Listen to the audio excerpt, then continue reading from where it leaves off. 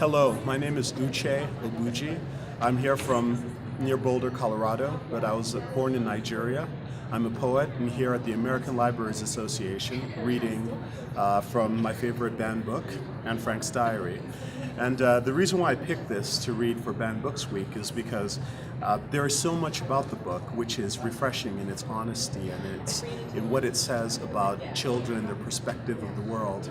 And it's a book that should not be taken away from children under any circumstances, but of course because it does deal with some very serious subjects historically and in terms of subjects that maybe people don't like to talk about. And of course there's the matter of the passages about sex, about a young girl trying to explore and find her way around the mysteries of sex at that time, which are probably an interesting insight into any child who would read this book, which makes it a shame that it's being taken away frivolously, as a matter of fact. And I was lucky enough to go to the Anne Frank house in Amsterdam once and see the people who were there to see the room where this little girl had written this extraordinary account of her life during extraordinary times, and it had moved people so much. And it's something that you don't want to be taken away. You don't want to remember the tragedy that surrounded the events in this book. And you also especially do not want to forget this little girl who turned out to be one of the most amazing chroniclers of what an adolescent goes through and how those mysteries are even bigger than the enormous political upheavals going on all around her. So I'm going to read from one of the passages about sex, which are the sort that generally are cited when it's banned. Dear Kitty, I often go up to Peter's room after dinner nowadays to breathe in the fresh evening air. You can get around to meaningful conversations more quickly in the dark with the sun tickling your face. It's cozy and snug sitting beside him on a chair and looking outside. The Van Dans and Dussel make the silliest remarks when I disappear into his room. Eine zweite Heimat, and second home, they say, or is it proper for a gentleman to receive young girls in his room at night with the lights out? Peter has amazing presence of mind in the face of these so-called witticisms.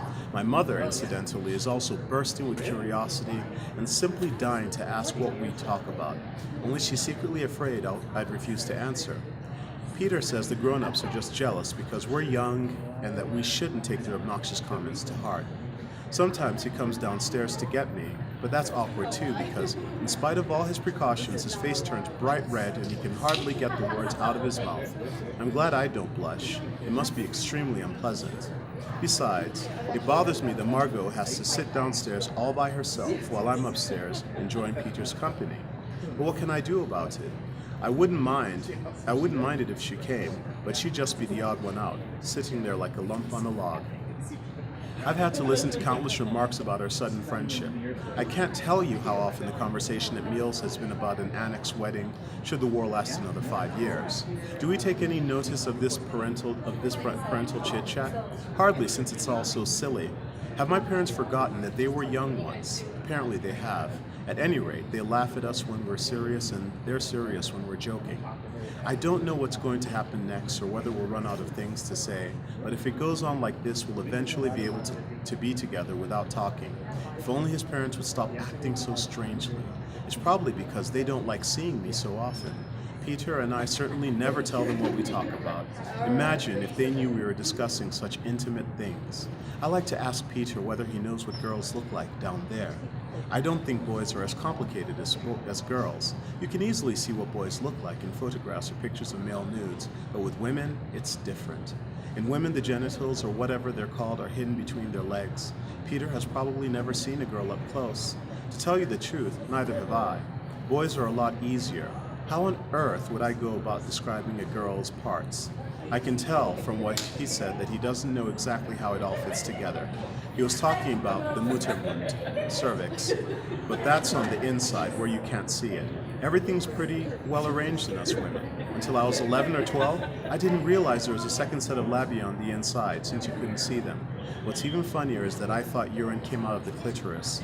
I asked Mother one time what that little bump was, and she said she didn't know. She can really play dumb when she wants to.